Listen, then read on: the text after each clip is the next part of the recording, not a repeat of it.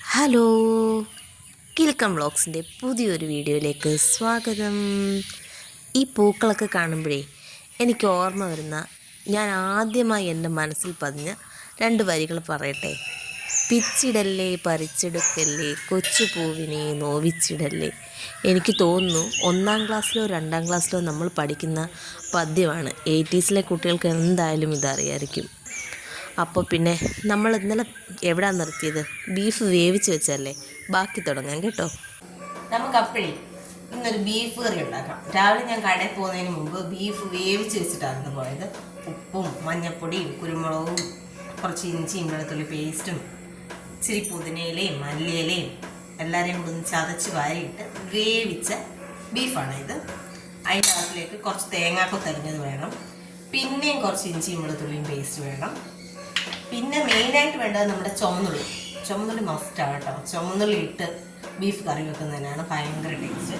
പിന്നെ ഒരു തക്കാളിക്ക, ചിലർ തക്കാളിക്ക ഉപയോഗിക്കത്തില്ല, ഞാൻ ഒരു തക്കാളിക്ക എടുക്കുവേ.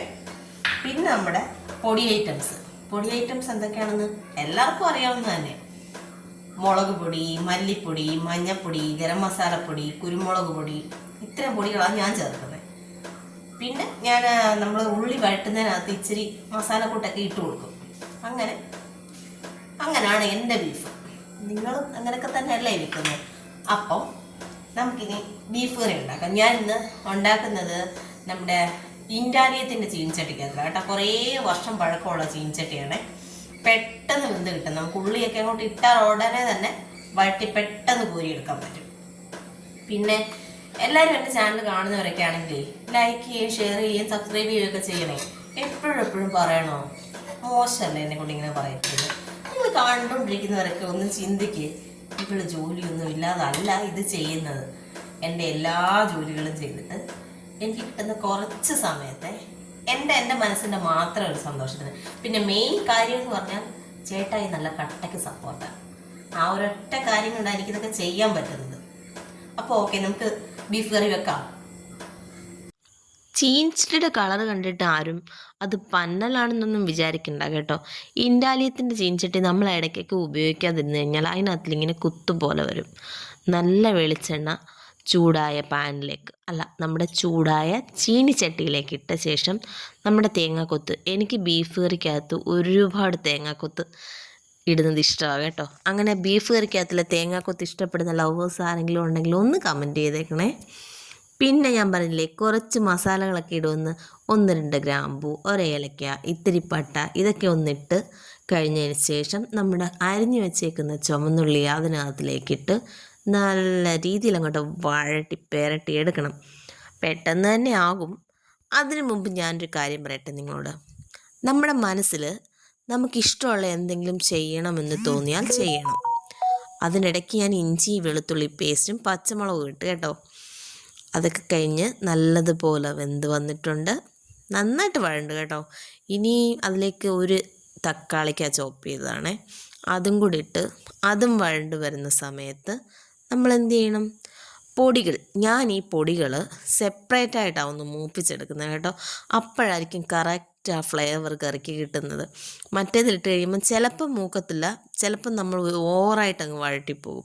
കണ്ടോ? അങ്ങനെ ആക്കി ഇടുമ്പോൾ കറക്റ്റായിട്ടുള്ള ആ ഒരു ടേസ്റ്റ് കിട്ടും ബീഫ് കറിക്ക് എന്നല്ല, ചിക്കൻ കറിക്കായാലും ഞാൻ ഈ മെത്തേഡിലാണ് ചെയ്യുന്നത്. നിങ്ങൾ ട്രൈ ചെയ്ത് നോക്ക്. പിന്നെ ഇങ്ങനെ ചെയ്തതിന് ശേഷം നമ്മൾ എന്ത് ചെയ്യും? വേവിച്ച് വെച്ചിരുന്ന ബീഫ് അതിലേക്കങ്ങ് കൊട്ടിക്കൊടുക്കുക. ഞാൻ എക്സ്ട്രാ ഇതിനകത്ത് വെള്ളമേ ചേർക്കുന്നില്ല. ഇതാ ബീഫ് വെന്ത വെള്ളം മാത്രമാണ് കേട്ടോ. ഒരു തുള്ളി വെള്ളം പോലും ഞാൻ എക്സ്ട്രാ ചേർത്ത് കൊടുക്കുന്നില്ല. ഇതിങ്ങനെ വെച്ച് കുറച്ച് നേരം കൂടെ തിളപ്പിച്ച് നല്ല കുറുകിയായി കഴിയുമ്പോൾ നമ്മുടെ സ്വാദിഷ്ടമായ ബീഫ് കറി റെഡി. സാധാരണ കൊണ്ടുവരുന്നതിനെക്കാട്ടിലും നല്ല ബീഫായിരുന്നു കൊണ്ടുവന്നത്. ഇത്തിരി മല്ലിയിലയും പുതിനയിലയൊക്കെ കൂടെ അതിൻ്റെ മണ്ടയ്ക്ക് ഇട്ടിട്ട് വാഴ വെട്ടി അയ്യത്ത് ഇഷ്ടം പോലെ ഇട്ടേക്കല്ലേ. വാഴയിലേക്ക് ക്ഷാമം അല്ലാത്തതുകൊണ്ട് ഒരു വാഴയില എടുത്ത് ഞാനതങ്ങ് മൂടി വെക്കുക.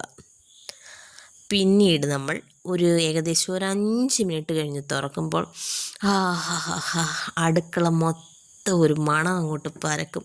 നമ്മളെല്ലാം ദമ്മ് ബിരിയാണിയൊക്കെ പൊട്ടിക്കുന്ന പോലെ അത്രയ്ക്ക് സൂപ്പറായിരുന്നു ഈ കറി കേട്ടോ. എനിക്ക് തോന്നുന്നു ഇത് തികയത്തില്ലെന്ന് തോന്നുന്നു ഞങ്ങൾക്ക് എല്ലാവർക്കും കൂടി, കാരണം അത്രയ്ക്ക് ടേസ്റ്റ് ഉണ്ടായിരുന്നേ. പിന്നെ ഞാൻ പറഞ്ഞു നിർത്തിയത് എവിടെയായിരുന്നു? ആ തിള കണ്ടിട്ട് എനിക്ക് ഇപ്പോഴും നല്ല വായിൽ കൂടെ വെള്ളം വരുന്നുണ്ട്. പിന്നെ ഞാൻ പറഞ്ഞു നിർത്തിയത് നമ്മുടെ ഇഷ്ടങ്ങൾ നമ്മൾ ജീവിച്ചിരിക്കുമ്പോൾ നമ്മളെക്കൊണ്ട് സാധിക്കുന്ന ഇഷ്ടങ്ങളാണെങ്കിൽ നമ്മളതൊക്കെ നടത്തിയെടുക്കണം. നമുക്ക് ഒരുപാട് ഗുണപ്രദമായ ഒരു ഫ്രൂട്ട് പരിചയപ്പെടാം കേട്ടോ. ഇതാണ് പ്ലംസ്. ധാരാളം അയൺ കണ്ടൻറ്റ് അടങ്ങിയിട്ടുള്ള ഒരു ഫ്രൂട്ടാണ് പ്ലംസ്. പോരാതെ vitamin A, E, folic acid ഇവയെല്ലാം ധാരാളമായിട്ട് അടങ്ങിയിട്ടുണ്ട്. ദഹനാരോഗ്യത്തിനും ദന്താരോഗ്യത്തിനും പുള്ളി സൂപ്പറാണ്. പിന്നെ ഫ്രീ റാഡിക്കൽസ് ഉള്ളത് കൊണ്ട് ഒരുപാട് രോഗങ്ങൾ ഇല്ലാതാക്കാനായിട്ട് നമ്മളെ സഹായിക്കുന്ന ഫ്രൂട്ടാണ്. പിന്നീടുള്ളതോ, കുട്ടികൾക്ക് പ്ലംസിൻ്റെ ജ്യൂസ് കൊടുത്തു കഴിഞ്ഞാൽ അവർക്ക് നല്ല രീതിയിൽ വിശപ്പുണ്ടാകുകയും അത് പിന്നീട് ദഹനത്തെ സഹായിക്കുകയും ചെയ്തു. കടയിൽ ഏത് ഫ്രൂട്ട് വന്നാലും ഞാൻ മക്കൾക്കൊരു പങ്ക് കൊണ്ടുവരും.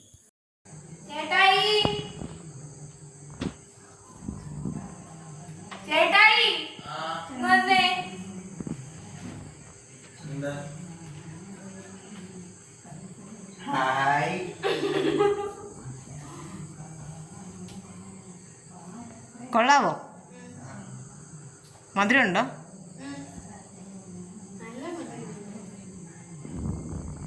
ഈ മൊജറ്റോ എന്ന് കേട്ട് മാത്രം ശീലമുള്ളവർ കാണും, ഒരിക്കൽ പോലും കുടിച്ചിട്ടില്ലാത്തവർക്ക് അവർക്ക് വീട്ടിലൊന്നും ട്രൈ ചെയ്യാവുന്നതേ ഉള്ളൂ കേട്ടോ. ഞാൻ പറയട്ടെ, ഒരു നാരങ്ങ വേണം. പിന്നെ നമ്മൾ ആ അടിച്ചു വെച്ചേക്കുന്നത് പുതിനയിലയും ഇത്തിരി ഇഞ്ചിയും ഒരു ചെറിയ മുളകും കൂടി ഇട്ട ദ്രാവകമാണ്. അത് ദ്രാവകം എന്ന് വേണേൽ പറയാം, വെള്ളമല്ലേ. പിന്നീട് അത് നമ്മൾ കസ്കസ് അല്ലെങ്കിൽ ചിയാ സീഡ് എന്തും ഉപയോഗിക്കാം. പിന്നീട് അതിലേക്ക് നമ്മൾ ഇടുന്നതെന്ന് പറഞ്ഞാൽ എന്തുവാണ്? നാരങ്ങാനീര്. അത് നല്ലതായിട്ട് അങ്ങോട്ട് പിഴിഞ്ഞൊഴിക്കുക. ഇച്ചിരി സൗന്ദര്യമോ ആഡംബരമോ ഒക്കെ ആയിക്കോട്ടെ എന്ന് വിചാരിച്ചാണ് ഞങ്ങൾ ആ ഉപ്പും മുളകും ഒക്കെ ഇട്ട് ഗ്ലാസ്സിൽ വെച്ചേക്കുന്നത്. പക്ഷേ അതുകൊണ്ട് എന്താ സംഭവിച്ചതെന്ന് വെച്ചാൽ കുടിക്കുന്ന വീഡിയോ എടുക്കാൻ പറ്റത്തില്ലായിരുന്നു. ഇപ്പോൾ ഒഴിച്ചു കൊടുക്കുന്നത് ഷുഗർ സിറപ്പാണ്.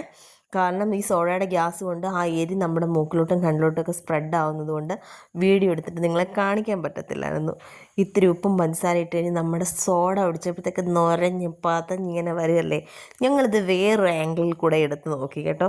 അതും കാണാൻ രസമാണ്. മക്കൾ കൂടെ ഉള്ളതുകൊണ്ട് അവരിങ്ങനത്തെയുള്ള കുറുമ്പ് വീഡിയോസൊക്കെ എടുക്കാൻ എന്നെ സഹായിക്കും. പിന്നെ എൻ്റെ ചാനൽ ഇഷ്ടപ്പെട്ടെങ്കിൽ സബ്സ്ക്രൈബ് ചെയ്യാനും ലൈക്ക് ചെയ്യാനും ഷെയർ ചെയ്യാനും ഒപ്പം ആ ബെൽ ബട്ടൺ ഒന്ന് അമർത്താനും ഒന്നും മറക്കല്ലേ. Bye bye.